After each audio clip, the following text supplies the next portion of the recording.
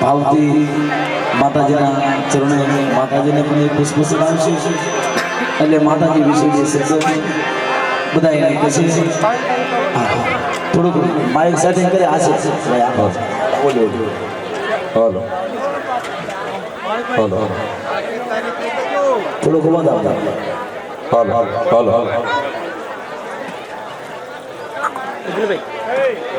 આજે આ ભલા ગામની 4 જોગણી માતાની સરસ મજાનો માતાજીના માંડવો અને સમગ્ર દેવી પૂજક સમાજ દ્વારા જ્યારે ભોજિયા પરિવાર દ્વારા અમને આમંત્રણ આપ્યું હોય અને અમે તમારા પ્રસંગની અંદર આજે અહીંયા પધાર્યા છીએ તમે જે અમને બહુમાન આપ્યું છે ત્યારે હું બધા ભાઈઓ અને બહેનોને એક વિનંતી કરીશ કે માતાજીના આપણે પ્રસંગમાં આવ્યા છીએ ત્યારે 2 હાથ ઊંચા કરી અને મારી સાથે આ 4 જોગણી માતાની તમારે જય બોલવાની છે બોલશો ને બોલો શ્રી 4 જોગણી માતની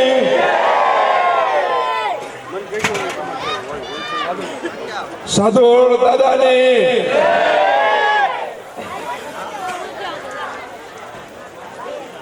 સૌ ગ્રામજનો અને સમગ્ર દેવી પૂજક સમાજ તમે જ્યારે આમંત્રણ આપ્યું અને અમારે નકુ દાદા ભુવા ભાઈ સતીશ એમના પિતાશ્રી અને સમગ્ર ભોજિયા પરિવારનું આમંત્રણ હોય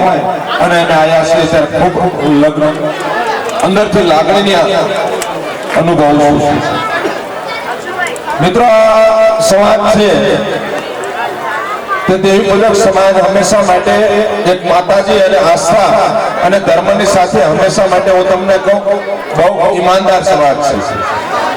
ધર્મને હંમેશા માનનારો સમાજ છે માતાની જેની અંદર હંમેશા આસ્થા રાખનારો સમાજ છે ત્યારે જ્યારે તમે લોકોએ અમારું બહુમાન કર્યું છે અને તમે જે અમને સાફો પહેરાયો છે એ સાફાનો ઋણ ચૂકવવા માટે થઈ અને મિત્રો હું મારી જિંદગીની અંદર ક્યારેય નહીં ભૂલવું આ જાહેર મંચ ઉપરથી કહું છું સમગ્ર દેવી ગુલામના માટે જ્યારે પણ બધી રાતે તમારે અમારી જરૂર પડે ત્યારે તમે સૌ સાયલા તમે મારી ઓફિસ છે ઘણા બધા આગેવાનો પધાર્યા પણ છો અને હમણાં ટૂંક સમયની અંદર જ તે મારા પ્રસંગની અંદર પણ આપ સૌ પધાર્યા છો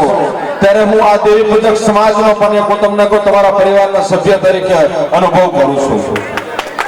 તમે સૌ અમારા વડીલો મા બાપ સમાન છો એટલે કે પણ પધાર્યા છે અને જે પણ તમારો નાનો મોટો પ્રશ્ન હોય કોઈ રજૂઆત હોય તાલુકાની અંદર કોઈ નાનો મોટો પ્રશ્નની સાથે સાથે એનો ઉકેલ ન આવતો હોય તો ભારતીય જનતા પાર્ટીના કાર્યકર તરીકે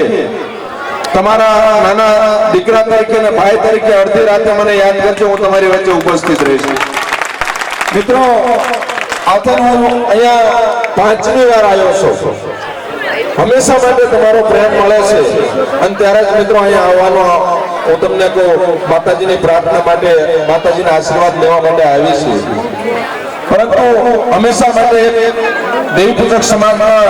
ઘણીવાર જઈએ એટલે દુઃખની લાગણી એ થાય છે કે આટલા બધા યુવાનો છો થોડાક એક મારા ભાઈઓ અને બહેનોને વિનંતી કરું છું વ્યસનથી થોડા દૂર રહેજો વ્યસન એ આપણા પરિવારની અંદર હું તમને કહું એક ઘાતક કહેવાય એ કેન્સરનું મોટું દર્દી છે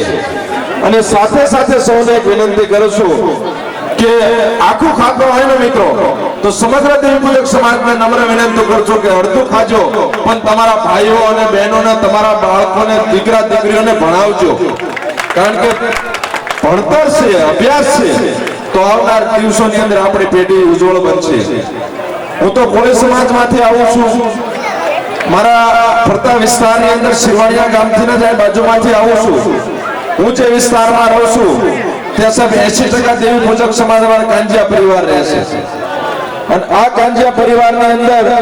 જ્યારે પણ હું તમને કહું મારા પ્રસંગની અંદર હોય, સારું હોય, ભલું હોય, નરવું હોય, અમે પરિવારની જોડે રહીએ છીએ ને ત્યારે અમને અંદરથી લાગણી થાય છે કે આ સમાજ જેની વફાદારી રાખે ને ક્યારે તોડતો નથી, ત્યારે અમારે આવવું જોઈએ છે. આ એક તમારા રસ્તાની રજૂઆત ખાસ કરીને છે ભટલાની, એ અમારા ધ્યાને આવ્યું છે અને એનો લેટર કરીને પણ આપ્યો છે. બીજી પણ જે પણ પાયાની જરૂરિયાત છે આ ભરા માટે એ અમે તમારી માટે તત્પરતા રાખશું. આવનાર દિવસોની અંદર જ્યાં પણ જેવી પણ જરૂર પડે તમે અમારા તો અમે તમારા થઈને જ રહેવાના છીએ. હું આપ સૌને ખાતરી આપું છું અને માતાજીની સાક્ષીએ બોલી દઉં છું કે જ્યારે પણ જેવી જરૂર પડે તો અડધી રાતે યાદ કરજો, આ વિજય તમારી વચ્ચે છે. આપ સૌનો આભાર. નકુદાતા ભુવા અને સૌ ગ્રામજનોએ મને બોલાવ્યો, બોલવાની તક આપી, અમારું બહુમાન કર્યું, એ બદલ સમગ્ર ભોજૈયા પરિવારનો હું દિલથી આભાર વ્યક્ત કરું છું. આપ સૌનો આભાર. ધન્યવાદ.